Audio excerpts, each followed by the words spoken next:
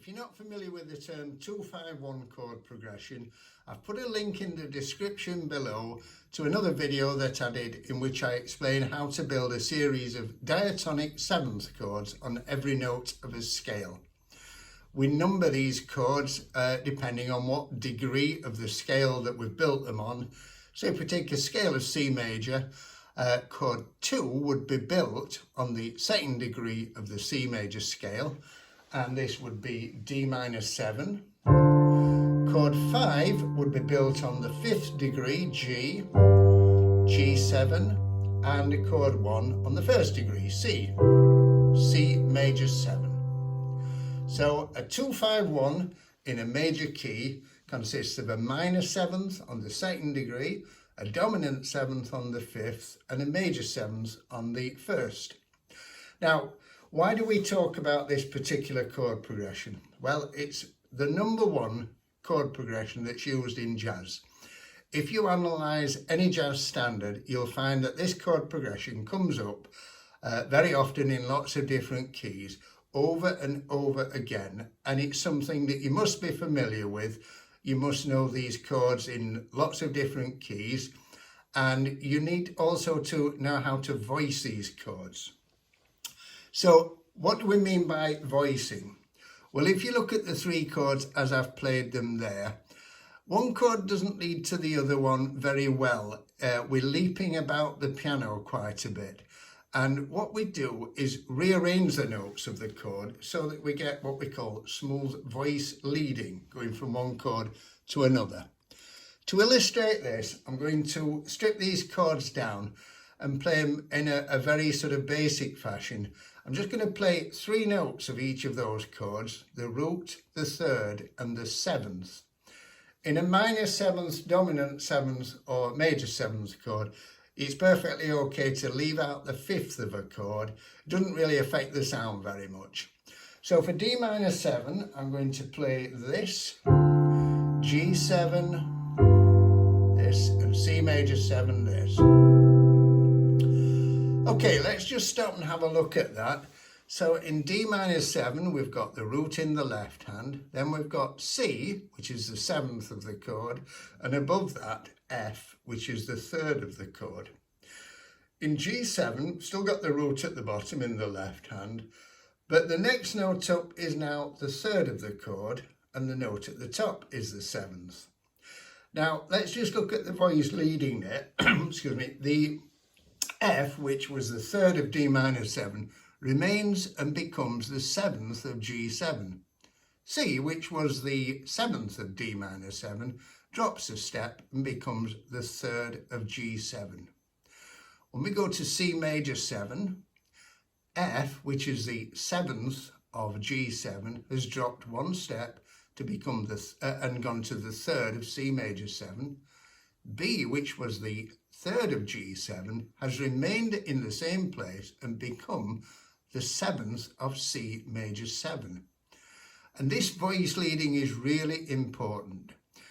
Let's change that now and just turn the top 2 notes upside down in each case. So now I'm going to play D minor 7 like that, G7 like that. So we have exactly the same smooth voice leading here. C at the top now of the D minor 7 chord drops to the 3rd of G7. The F, the 3rd of D minor 7, remains and becomes the 7th of G7. And then the B at the top of the G7 remains and becomes the 7th of C major 7, while the F, the 7th, drops to the 3rd of the C major 7 chord. So I would urge you to practice both of these voicings for 2-5-1 in as many keys as you can. Okay, we're going to start looking now at slightly more colourful chords by adding some extra notes. So for D minor 7, I'm going to play this. I've added a note at the top, which is now the 9th of the chord. G7, C major 7. You notice that I've put the fifth of the chord back in as well. So the first chord, we've put the fifth back in, which is A, and we've also put a ninth at the top of the chord, which is E. For the G7, the E at the top of D minor 7 has remained in the same place, but it's become the 13th of G7. The C in the D minor 7, which is the 7th, still drops one step to the 3rd of G7, B. The A, which was the 5th of D minor 7, has remained in the G7 and become the 9th of the chord. The F in the D minor 7 has remained in the G7 and become the 7th. When we go from there to the C major 7, the E at the top drops a step to the 9th of a C major 7 chord, making it C major 9. The B, the 3rd, has remained in the same place, become the 7th of C major 7.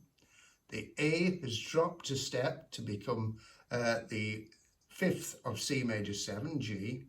The F in G7 has once again dropped a step to the 3rd of C major 7. Okay, now we can rearrange those notes and play them just here.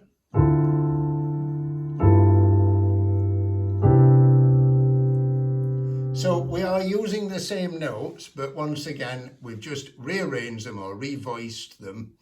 So we look at the D minor 7, we've still included the 5th and the 9th. The 5th is now at the top of the chord, remains in the same place when we go to G7, becomes the 9th. The F, which is the 3rd of D minor 7, remains in the same place, becomes the 7th of G7. The E, which is the 9th of D minor 7, remains and becomes the 13th of G7. And the C, which is the 7th of D minor 7, drops a step, become to the 3rd of G7. When the G7 goes to C major 7, or in this case it's now actually C major 9 because we've got the 9th in as well. The A, which was the 9th of G7, drops a step to become to the 5th rather of C major 9. The F, which is the 7th of G7, drops a step to the 3rd of C major 7. The E, which is the 13th of G7, has dropped a step to the 9th of C major 7. And the B, which was the 3rd of G7, has remained once again in the same place and become the 7th of C major 7. Now these voicings that I've just shown you in those two positions are used time and time again in jazz. They are essential jazz piano voicings, and you want to practice them in as many different keys as possible. Hope you find that useful. If you did, please give it a thumbs up and subscribe. See you in the next video. Thank you.